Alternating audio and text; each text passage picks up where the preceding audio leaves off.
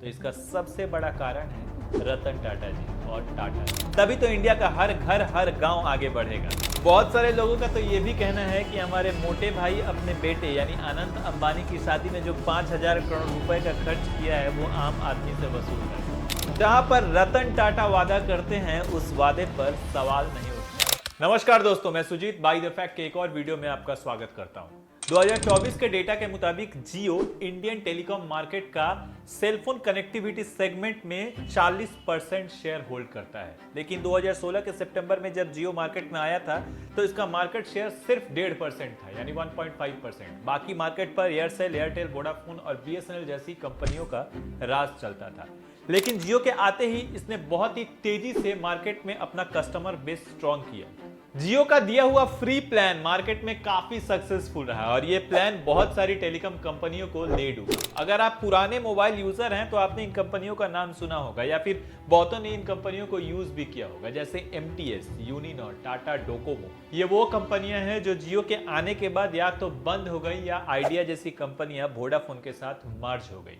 और इसके बाद से ही जियो का ग्रोथ काफी तेजी से हो रहा था। लेकिन 8 साल बाद 2024 में सोशल मीडिया पर #बॉयकॉट जियो का ट्रेंड चल रहा है। वहीं दूसरी तरफ बीएसएनएल की घर वापसी ये भी काफी ट्रेंडिंग में है। लेकिन ऐसा क्यों हो रहा है और इसमें रतन टाटा जी का क्या रोल है, आज की वीडियो में इसी बात को समझने की कोशिश करते हैं। पहले इंसानों के लिए रोटी, कपड़ा और मकान सबसे इंपॉर्टेंट चीज हुआ करती थी, लेकिन आज के जमाने में इसके साथ एक और चीज ऐड हो चुकी है, वो है इंटरनेट।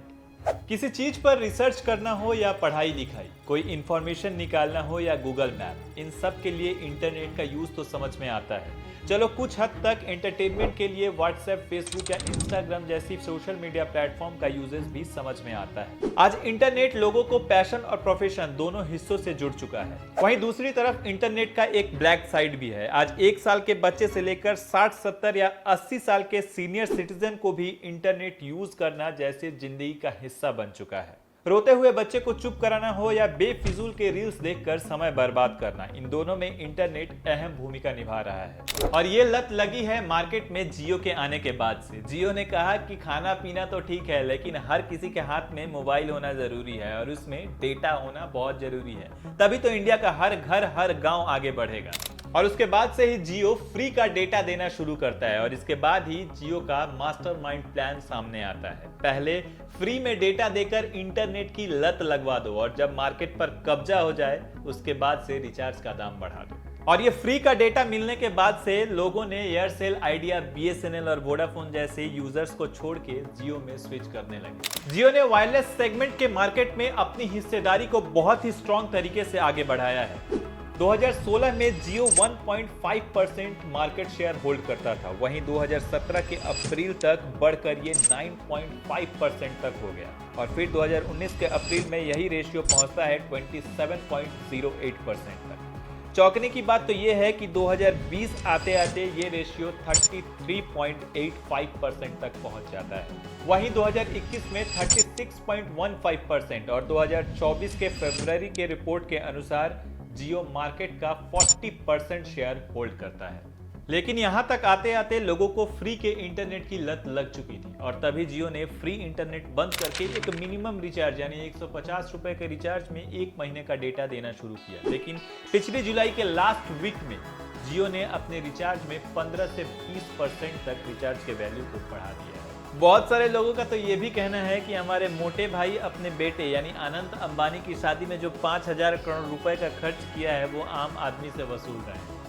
और ऐसा नहीं है कि सिर्फ जियो ने ही अपने रिचार्ज के वैल्यू को बढ़ाया है। जियो को सामने रखते हुए एयरटेल और वी जैसी कंपनीज ने भी अपने रिचार्ज में बहुत ज्यादा बढ़ोतरी की है। अब आते हैं बीएसएनएल की घर वापसी के मुद्दे पर। साल 2000 से बीएसएनएल की जर्नी शुरू हुई। बीएसएनएल सरकारी कंपनी थी और उसका मेन मोटो था कि प्राइवेट कंपनी से कम दाम में देश के कोने कोने तक कनेक्शन को फैलाना।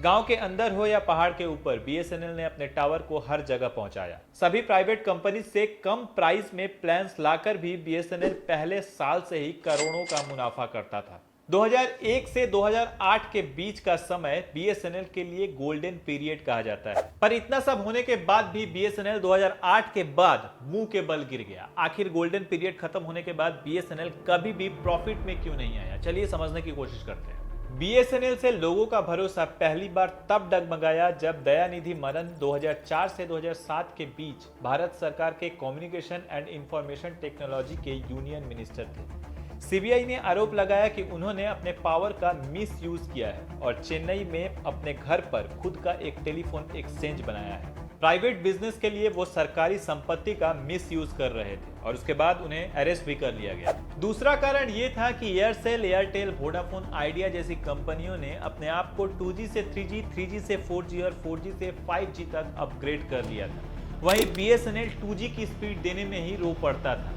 बीएसएनएल ने मार्केट के साथ साथ कभी अपने आप को अपग्रेड करने की कोशिश ही नहीं की। बीएसएनएल ने अपने टावर को गांव के अंदर या पहाड़ों के ऊपर तक तो पहुंचा दिया था, लेकिन प्रॉपर मेंटेनेंस ना होने की वजह से 2G की भी सही स्पीड लोगों को नहीं मिल पा रही थी। लेकिन इसीलिए जियो के मार्केट में आने के बाद से ही पहले तो जियो का फ्री इंटरनेट लोगों को मिला और बीएसएनएल का ग्राफ उतनी ही तेजी से नीचे जाने लगा। इसके अलावा तीसरा पॉइंट ये भी आता है कि वैसे तो बीएसएनएल थी एक सरकारी कंपनी और जैसे कि बाकी सरकारी नौकरियों में होता है वैसे ही बीएसएनएल के एम्प्लॉइज को भी अपनी नौकरी जाने का डर नहीं था और इसी घमंड में आकर उन्होंने आम आदमी के साथ रूड बिहेवियर करना शुरू कर दिया, जिससे लोग बीएसएनएल को छोड़कर अदर्स कंपनी में जाने लगे। इसके अलावा बीएसएनएल के डाउनफॉल का चौथा पॉइंट आता है बीएसएनएल का खराब कस्टमर सपोर्ट। अगर बीएसएनएल का कोई वाईफाई लगाना चाहता है तो पहले उसे बीएसएनएल के ऑफिस में जाकर एक एप्लीकेशन देना पड़ता था। उसके बाद वहां के लोग आकर उस एरिया का इंस्पेक्शन करते थे और फिर कुछ दिनों के बाद जाकर लोगों को वाईफाई या राउटर प्रोवाइड किया जाता था।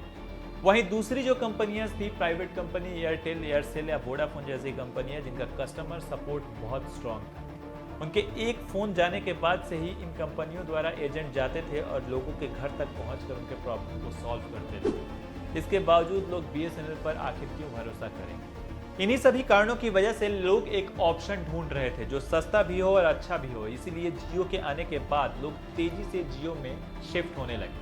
लेकिन जैसे हर दिन रोजमर्रा की जिंदगी में जो चीजें यूज होती हैं उनका दाम बढ़ रहा है, वहीं जियो ने भी अपने रिचार्ज में काफी बढ़ोतरी की और यहीं से शुरू होता है बीएसएनएल की घर वापसी का रास्ता। पहले भी बीएसएनएल का जो सबसे स्ट्रॉन्ग पॉइंट था वो था उसका अट्रैक्टिव रिचार्ज प्लान और इस बार भी बीएसएनएल ने इसी पर सबसे ज्यादा फोकस किया है। लोग जियो, एयरटेल, एयरसेल जैसी प्राइवेट कंपनी से धक्का खाने के बाद लोगों में बीएसएनएल को लेकर प्यार बहुत ज्यादा फिर से बढ़ चुका है।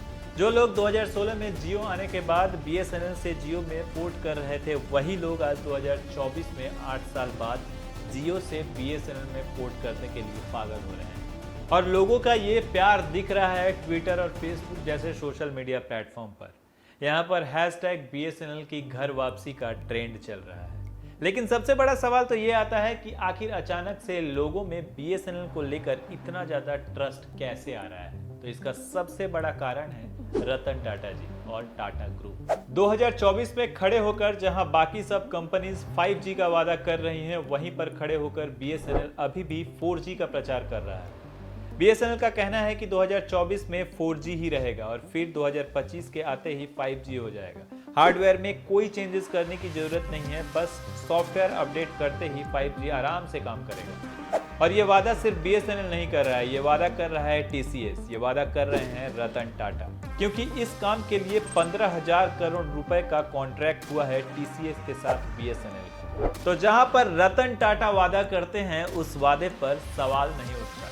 इसके अलावा प्रेजेंट मोदी सरकार कभी बीएसएनएल को बंद नहीं करना चाहेगी, क्योंकि जब पावर में दूसरी सरकार थी तब भी बीएसएनएल चालू था और मोदी सरकार के अंदर अगर बीएसएनएल बंद होता है तो सरकार पर उंगलियां उठेंगी। इसीलिए मोदी सरकार हमेशा बीएसएनएल को सपोर्ट करती आ रही है। 2024-25 के बजट में बीएसएनएल के लिए करीब 82,916 करोड़ रुपए की फंडिंग किया गया है। जब सरकार इतनी स्ट्रॉन्ग सपोर्ट कर रही है बीएसएनएल को, तो वो घर वापसी जरूर करेगा। दोस्तों, ये मैं भी चाहता हूं कि बीएसएनएल की घर वापसी जरूर हो विद बिग बैंग, क्योंकि जैसे डेमोक्रेसी में अगर सरकार के ओपोनेंट में कोई स्ट्रॉन्ग ओपोनेंट ना हो तो सरकार मनमर्जी करने लगती है, वैसे ही मार्केट में भी कॉम्पिटिटर या ओपोनेंट होना बेहद जरूरी है। इससे मार्केट कंट्रोल में रहता है।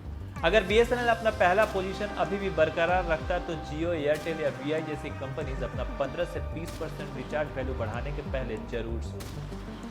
आपका इस बारे में क्या राय है? आप जियो से BSNL में पोर्ट कर रहे हैं या नहीं? हमें कमेंट करके जरूर बताएं। मिलते हैं अगली वीडियो में, तब तक के लिए नमस्कार।